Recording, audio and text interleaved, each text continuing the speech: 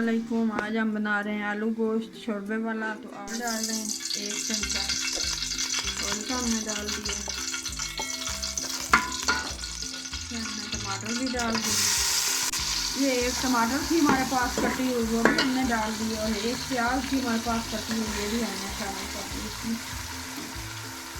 और ये 1 पाव के करीब हमारे पास चिकन है, ये भी हम इसी में शामिल कर दें।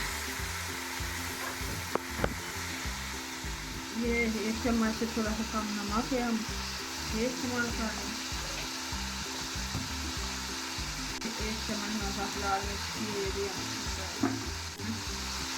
ये 1 गिलास हम पानी का ऐड कर रहे हैं इसमें।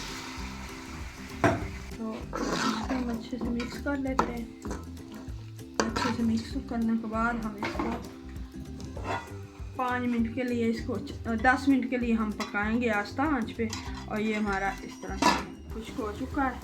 ये इस तरह से सारी चीज़ें। अब इसमें हम ये ऐड कर रहे हैं अदरक लहसुन का पेस्ट। ये आलू ऐड कर रहे हैं, आधा किलो आलू। ये आधा किलो आलू, तो ये भी हमने ऐड कर दिया अदरक लहसुन का पेस्ट। तो अभी हम इसको 5 मिनट भूनेंगे।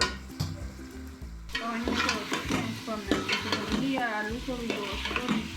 तो अब इसमें ये सूखा धनिया है मेरे पास पिसा हुआ 1 चम्मच, ये हमने डाल दिया।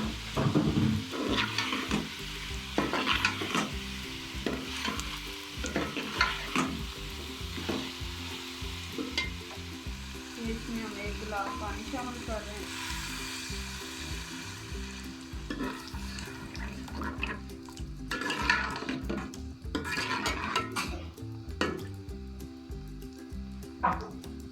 अब इसको हम 5 मिनट पकाएंगे। और आलू गोश्त शोरबा जो है ये तैयार हो चुका है। तो इसको अब हम चूल्हा बंद करेंगे।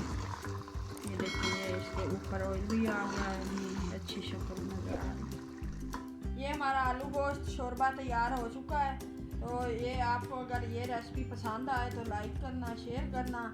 अब मिलेंगे एक नई रेसिपी के साथ, तब तक के लिए अल्लाह हाफिज़।